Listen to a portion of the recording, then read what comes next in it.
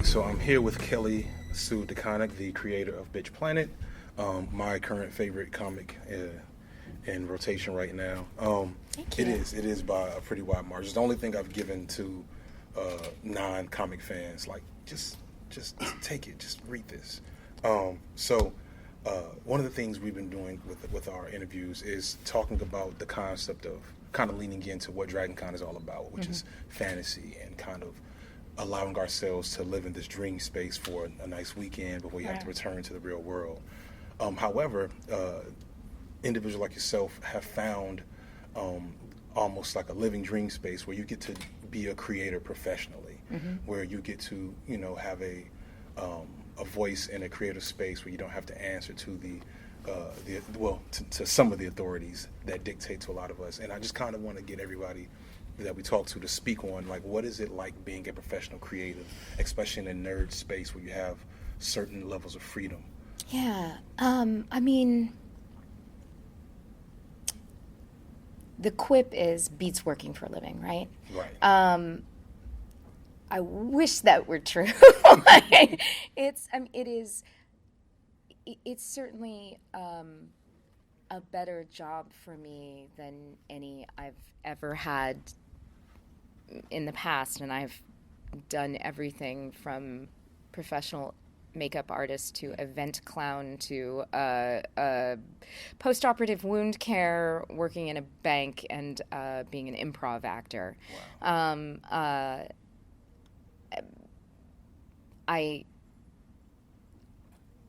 I'm not suited to life in a cubicle, Right. and I feel very lucky to be able to make my living in the way that I do, and I am incredibly grateful for it.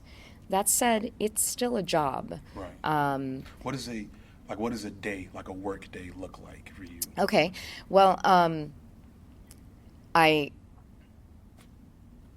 when I used to keep a kind of crazy schedule. I haven't been able to keep it in the last year. I used to get up at 3 to start writing because... In the morning? Yeah. Oh, man. Okay. Because it was time before the kids got up, and I had more quiet, and I wasn't getting emails. I don't do that these days. Right. Life just hasn't allowed for it. When I have my most productive time, though, I go to bed at 8 and I get up at 3. But regularly these days, I get up about 6. I try to do my morning pages, which is just kind of a little bit of free writing when I wake up. I make my coffee. I pack the kids' lunches. I get the kids ready for school, and then get myself dressed and cleaned up. I go down to my office. I put on music and I light a candle, and I make a list of my plan for the day. I try to block off 2 what I call deep work sessions, which are about 90 minutes apiece, and I ask that nobody in the house interrupt me during those times. And then I schedule around those. The first hour and a half of the day I may be answering emails or doing administrative work or going over editing notes or in calls with the studio or whatever it may be. I'll have a 90-minute deep work session. I play viola. I try to take half an hour to practice viola, grab lunch, and back at my desk, another 90 minutes, and then at the end of the day, I'll do more emails, administrative work, or scheduling. Then I do my shutdown, Right. And then I blow out the candle. And rinse and repeat. Yeah. To an extent. Interesting. So I started reading comics when I was 13, and like a lot of 13-year-old boys, Image was my favorite because it was so puerile, to be honest, to be perfectly clear. But today, you think about stuff like your book, Sex Criminals, Image is subtly on the forefront of works that are, pushing the margins of who gets in the industry, who gets to tell their stories, etc. Being a part of that and being on the inside of it, what does that feel like? What does that look like to you? There is nobody else has the deal that Image has, right? So I mean, it comes down to the contract, really, and it Image allows us to own our work. Right. And there are a lot of contracts that are offered that are referred to as creator-owned contracts, but they are, I think, more accurately described as creator participation contracts. If you do not control the work, then you do not own it. We have no editorial oversight from Image. That becomes a sticky wicket then when there are books that receive criticism, and Image is held responsible. Right. And I think it's complicated because the same freedom that allows those books to be made allows my book to be made, and allows Sex Criminals to be made. Right. And Image doesn't read the book until we upload it when it's done. They make the choice to publish the book based on the pitch and their experience with the creator, or and it's kind of a double-edged sword situation. It is a double-edged sword, and I hear and understand the critique, but I am also concerned for curtailing that freedom. So it kind of is what it is. It is incredibly complex. It is not an easy answer. It is not simple. Right.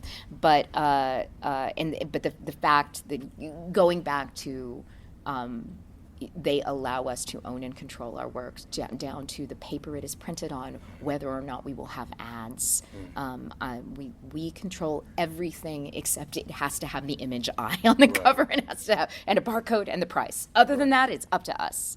And so to find success in that, how does that feel? Especially, you have a politically charged book in a climate that has gone insane politically. Yeah.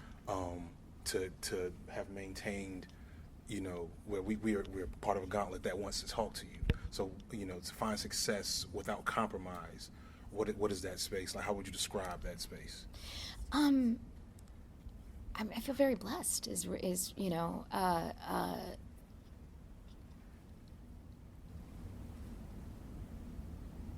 And if I mess up, I'm going to mess up on my own terms. Right. I'm not going to mess up because somebody told me to do something. I needed a white face on the cover to sell the book. That, I'm sorry to interrupt because I know we're getting rushed. That brings to one really big question I want to ask. Yeah. Your book is incredibly intersectional. Yeah. Which, for comics in general, for even for Image, that doesn't really exist. Was that intentional? Was that based on just your experiences? Like, can you just kind of describe? Yeah. No, I mean it's absolutely intentional. But I want to emphasize a couple things. I want to emphasize that I have a partner in Valentine DeLandro, and because of the way our industry is structured,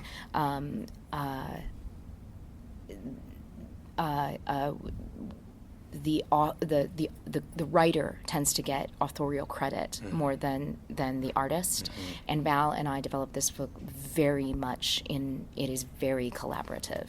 The authorial voice of Bitch Planet is Valentine and I. But I will often see the book referred to as Kelly Sue's Bitch Planet.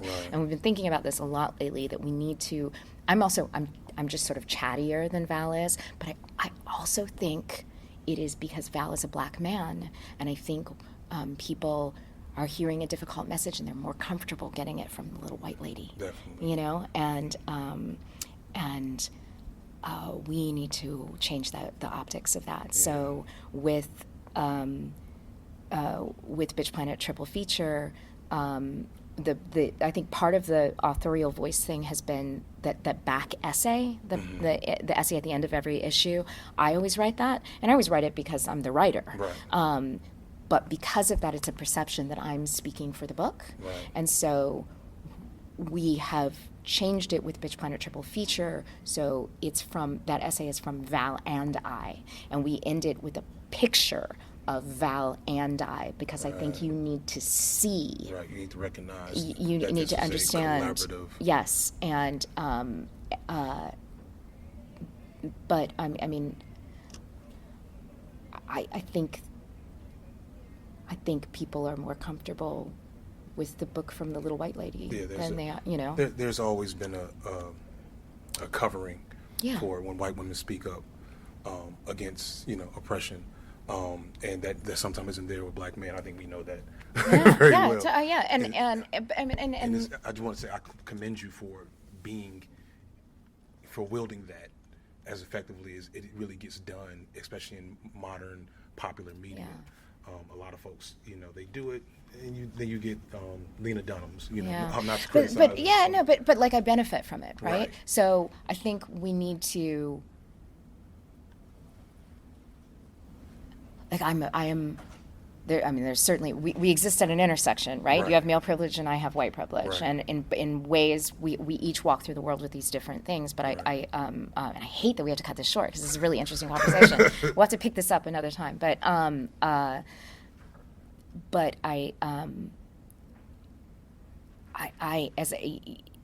this is not a thing I'm not benefiting from, right? So so if especially because I'm benefiting, I think we have to figure out how to tinker with the optics the same way that the politicians think about tinkering with the optics. So I'm going to do fewer cons next year. I think Val's going to try to do more. Val and I are trying to make more appearances together. We're going to put his picture and his voice in the back matter more, so that we're tinkering with how people see and perceive the book.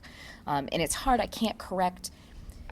Often people will compliment the book or talk about the book on Twitter, and it'll be Kelly Sue's whatever, Right. and like I need to correct them, but they're being kind. I need to do it in a way that's like Right. gentle which and is like always a really difficult compromise Right. when you're working in social justice spaces, because there's a lot of passion that sometimes comes with that. and 140 characters, right? Twitter. And so, that's why I don't Twitter much. Yeah, because you're a wise man. Yeah, it's too complex, and I can't imagine what you deal with. Okay, so one awesome. Okay. I forgot what my last one was. My last one was way lighter.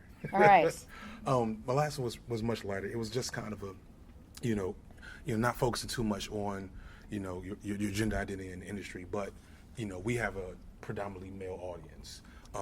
And, so what are some things that are lessons that you've learned navigating that space to come and then still coming with something so good? So obviously you spoke on image being creator owned, but beyond that, like how has, dealing with this boys clubs that is comments, the vitriol that is nerd culture and some of the men in it. Yeah. Like what are some things you would want to share? Well, I mean, some of the things that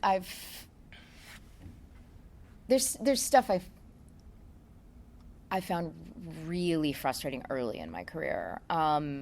But as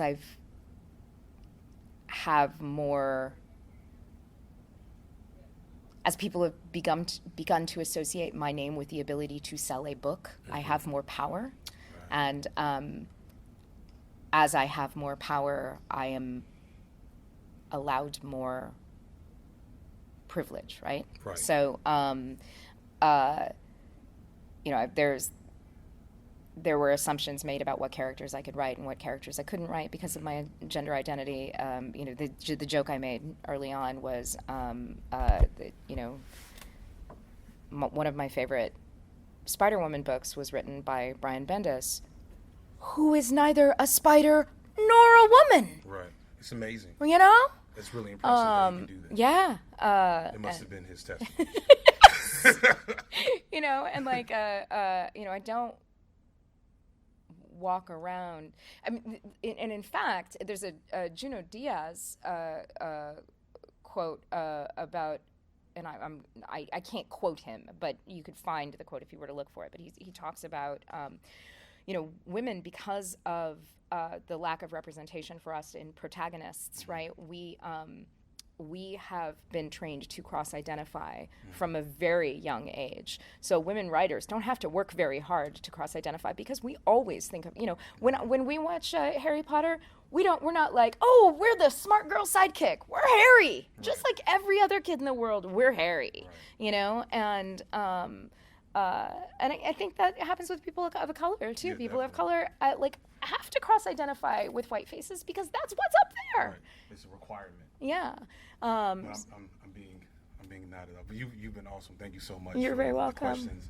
We would definitely want to continue the conversation. Yeah. Hit me up. We'll figure.